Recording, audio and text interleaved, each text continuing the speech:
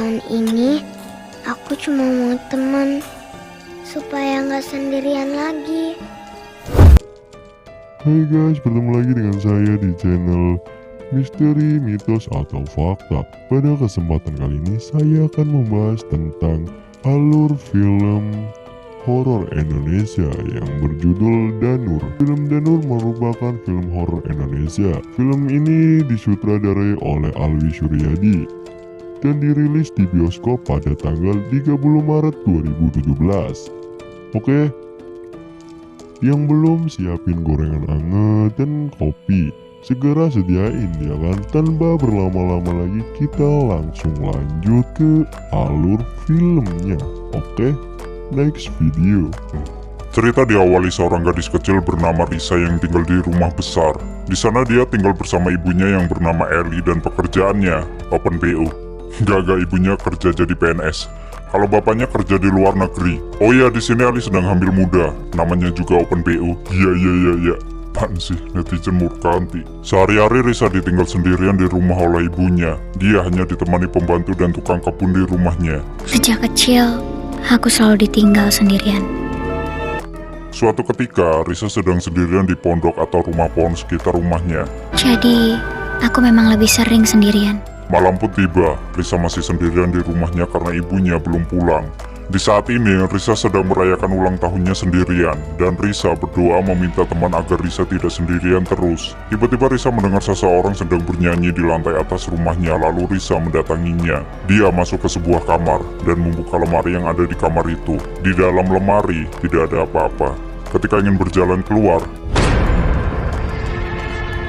ada anak kecil muncul dari lemari tersebut, dan dari arah balkon kamar itu muncul dua orang anak yang sedang mencari satu orang anak yang ada di lemari tersebut. Ketika anak kecil itu sedang bermain petak umpet, anak kecil itu bernama Peter, Jensen, dan Willem. Mereka bertiga berasal dari Netherlands. Lalu Risa ikut bermain dengannya. Ketika Risa sedang bermain dengan teman barunya, Eli pun baru pulang dari kantor. Lalu dia mendengar ada yang sedang bermain bola dan mencari Risa. Risa? Eli melihat di lantai bawah penuh dengan coretan dan berantakan. Kemudian, Eli masuk ke kamar Risa untuk melihat Risa. Ternyata Risa sudah tidur dan Eli pun keluar lagi. Setelah ibunya Risa keluar, Risa kembali berbicara dengan ketiga temannya itu. Sambil berjalan keluar, di sini Eli mendengar Risa sedang berbicara lagi. Namun, Eli membiarkannya. Pagi harinya, Eli mengucapkan ulang tahun kepada Risa dan memberinya sebuah kado. Lalu Eli menasehati Risa. Risa kan sekarang sudah besar, jadi kalau habis mainan bisa diberesin sendiri ya. Dan jangan coret-coret lantai. Jika bermain jangan mencoret-coret lantai. Aku nggak coret-coret lantai kok. Risa pun menjawab bahwa dia tidak melakukannya. Lalu Eli mengajak Risa ke tempat yang ada coretannya semalam. Namun tiba-tiba coretannya sudah gak ada. Melihat hal itu, Eli merasa ada yang aneh di rumah ini. Singkatnya, ketika Risa sedang bermain dengan ketiga temannya itu, tukang kebun yang sedang membersihkan kolam renang, dia melihat Risa bermain di taman sambil berbicara. Namun, di sana tidak ada seorang pun yang berada bersama Risa. Oh iya, tukang kebun itu bernama Mang Ujang. Lalu Risa berlari menuju pohon besar yang ada di dekat rumahnya itu, tapi ketiga temannya itu memberitahu Risa untuk tidak bermain di sekitar pohon tersebut. Setelah itu Risa pun pulang ke rumahnya. Di sini Risa sedang bergambar dan bernyanyi. Lalu Eli mendatanginya dan menanyakan siapa yang mengajari Risa lagu itu. Risa belajar lagu baru. Siapa yang ngajarin? Teman dari mana? Risa menjawabnya kalau ibunya tidak kenal dengan temannya Risa. Ya jelas belum kenal lah, orang belum dikenalin kok. Oke lanjut, lalu Risa langsung tidur karena hari sudah malam. Eli menanyakan kepada Mang Ujang. Mang Ujang? Tadi Risa main sama siapa? Mang Ujang menjawab. Saya tidak pernah melihat ada anak selain Neng Risa. Yang kemudian, Mang Ujang memberitahu jika Risa tadi ketawa sendirian.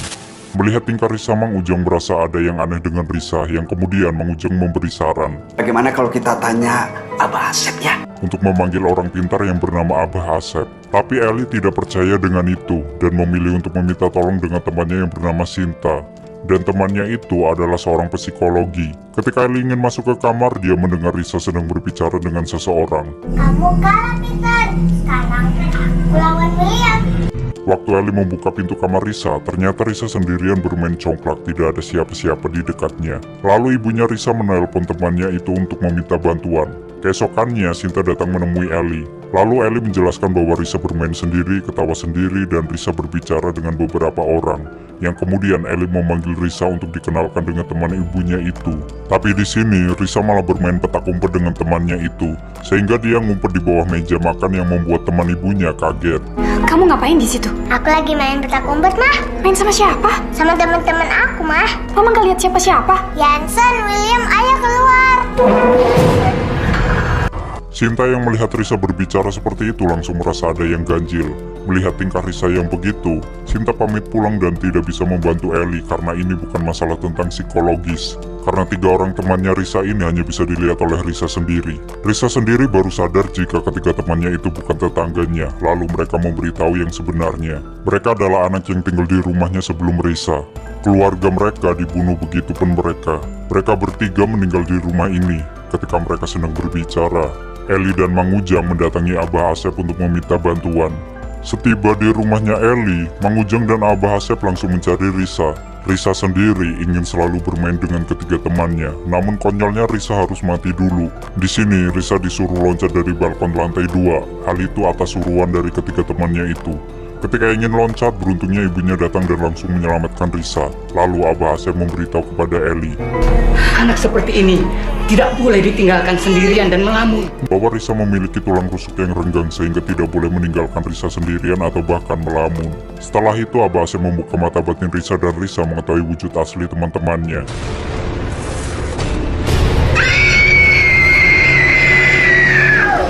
Risa pingsan setelah melihat wujud asli teman-temannya. Sejak itu, Risa tidak pernah bertemu dengan ketiga temannya itu. Singkatnya, Risa sudah tumbuh dewasa dan sudah memiliki adik yang bernama Riri. Mereka kembali ke rumahnya dulu, karena sudah sekian lama mereka tidak ke sini. Mereka rindu rumah itu karena rumah itu adalah rumah neneknya. Dan di sana mereka menjaga nenek mereka sampai neneknya mendapat suster baru untuk menjaganya. Di sini Ali mengingatkan agar menghindari kejadian seperti dulu. Di rumah tersebut ada juga seorang laki-laki yang bernama Andri, yaitu keponakan Risa. Begitu mereka masuk, Risa menggantikan posisi Andri yang sedang menjaga neneknya karena Andri ingin berangkat kuliah.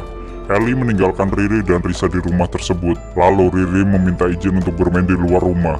Riri sendiri bermain di pohon besar di halaman rumahnya dan Riri menemukan sisir di bawah pohon tersebut. Kemudian Riri menyisiri boneka yang dibawanya dengan sisir yang dia temukan itu. Malam pun tiba, nenek Risa dan Riri khawatir karena Riri belum pulang. Tak berselang lama Riri pun pulang dan langsung masuk ke kamar. Sedangkan malam itu hujan turun dan ada seorang wanita yang datang berpakaian suster. Dah, kenalin, ini Mbak Asih. Suster itu bernama Asih. Mereka pikir itu adalah suster baru yang mau menjaga neneknya. Mbak suster baru yang dikirim Tante Tina ya? Yang kemudian suster itu diajak ke kamar Riri untuk menemani Riri. Lalu, Riri memberi sisir yang dia temukan kepada Asih untuk menyisiri rambut Riri. Ketika Riri bersama Asih, Risa melihat ada lampu yang konslet, lalu dia memanggil Asih. Basi. Kemudian Risa mendatangi kamar yang lampunya konslet itu. Lalu muncul Asih dari samping Risa. Dan Risa pun mengecek kamar tersebut dan tidak ada apa-apa di dalamnya. Pagi harinya Asih menyuapi Riri. Di sini Risa menyuruh Asih untuk menyiapkan sarapan untuk nenek. Asih menatap Risa dengan muka yang datar ketika Risa dan Asih masuk ke kamar nenek. Nenek melihat Asih dengan rasa ketakutan. Singkatnya, Riri bermain peta umpet bersama Asih. Sedangkan nenek membunyikan lonceng yang ada di tangannya untuk memanggil Risa karena nenek tidak bisa berjalan ataupun berbicara. Nenek mereka ketakutan ketika Risa memanggil nama Asih. Sepertinya nenek tahu kalau ada yang tidak beres dengan Asih. Lalu Risa menenangkan nenek. Setelah nenek tenang, Risa meninggalkan dan mencari Riri. Ketika sedang mencari Riri, Risa mendengar ada yang bernyanyi seperti teman Risa dulu mengajarkannya. Riri? Risa pun langsung mencari sumber suara tersebut dan memanggil Asih. Lalu Risa berjalan ke sebuah kamar mandi dan melihat Riri sedang dimandikan oleh Asih sambil melantunkan lagu tersebut. Risa pun keluar setelah melihat Riri sedang mandi. Lalu tiba-tiba Risa dikagetkan dengan kedatangan Andri yang langsung berada di belakangnya. Di sini Andri kembali ke rumah nenek karena dia ditelepon oleh ibunya Risa untuk menjaga Risa. Ketika Andri mau keluar kamar, Andri melihat Riri berjalan dan langsung menggendongnya ke kamarnya dengan keadaan tertidur, karena Riri tidur sambil berjalan. Pagi harinya Andri melihat Risa sedang mencari tahu tentang ciri-ciri orang yang bisa melihat hantu. Dan Andri memberitahu bagaimana cara melihat hantu, yaitu tinggal berjongkok lalu pada posisi terbalik dan melihat di antara celah kaki. Tapi Andri pun juga tidak percaya dengan hal itu. Dan Andri pun bertanya. Di mana Riri? Main di luar. Risa menjawab main di luar. Lu jarang main sama Riri ya, Sa? Lagian kan ada Mbak Asi tuh. Tetapi Andri tidak melihat ada orang lain selain Riri. Mbak Asi siapa? Suster baru dari Tante Ina kan? Mama nggak pernah ngabarin ada suster baru. Yang kemudian Andri menyuruh Risa menemani Riri. Lu temenin Riri, kasihan dia sendirian, Sa. Risa sendiri melihat kalau Riri bermain dengan Asih. Di sini Risa mulai panik. Sedangkan Andri pulang tak dari mana dan membeli bakso. Ketika Andri sedang menaruh bakso ke dalam mangkok, Andri tidak sengaja menjatuhkan mie bakso ke lantai. Dan tanpa sengaja melihat seseorang di belakangnya dari celah-celah kakinya. Setelah hal itu Andri makan bakso di teras depan dan melihat balkon lantai 2. Di sana ada seorang wanita yang sangat pucat. Kemudian Andri mendatangi kamar neneknya untuk mengecek apakah benar ada seorang di kamar neneknya. Tapi di kamar itu cuma ada nenek. Ketika berada di balkon, tiba-tiba nenek terjatuh dari tempat tidurnya dan nenek berontak seperti ingin pergi dari kamarnya. Lalu Andri dan Risa membantu mengangkat nenek ke tempat tidurnya. Risa mengambil kain dari lemari untuk mengikat neneknya agar tidak berontak lagi. Di sini mereka berdua berusaha menenangkan nenek. Di sisi lain, Riri diajak oleh Asi ke pohon besar dekat rumahnya itu. Sedangkan nenek sudah tenang. Yang kemudian Andri dan Risa mendengar teriakan dari Riri. Dan mereka pun bergegas mencari Riri, lalu berpencar untuk mencari Riri. Risa sendiri mendengar lagu tersebut lalu menghampirinya. Dan melihat dari cermin bahwa Asi sedang menidurkan Riri di tempat tidur. Jika tidak dilihat dari cermin itu mereka tidak ada. Lalu Risa dikejutkan dengan munculnya Asi dari cermin tadi. Melihat hal itu, Risa langsung melempar vas bunga ke cermin itu sehingga cermin itu pecah dan Asi pun menghilang. Sedangkan Andri yang mencari Riri di tempat lain. Melihat hal itu, Andri pun langsung pingsan begitu saja. Risa langsung mencari Andri dan melihat Andri pingsan. Yang kemudian Risa menelpon ibunya agar ibunya menolongnya. Setelah menelpon ibunya, Risa memanggil teman-temannya yang dulu pernah menemaninya di waktu Risa masih kecil untuk membantunya mencari Riri, yaitu dengan cara bermain piano dan bernyanyi lagu tersebut. Tak berselang lama, Peter, Willen, dan Jason datang, lalu ikut bernyanyi bersama Risa.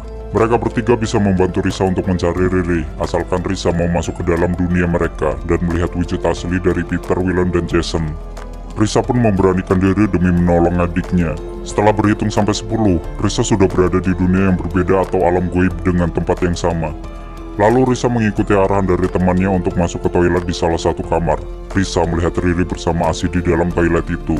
Ketika Risa mau menyelamatkan Riri, tiba-tiba Asi dan Riri hilang begitu saja di bak mandi. Dan Risa menangisi Riri di samping bak tersebut. Di saat yang bersamaan, ibunya datang bersama Abah Asep untuk mencari Riri juga.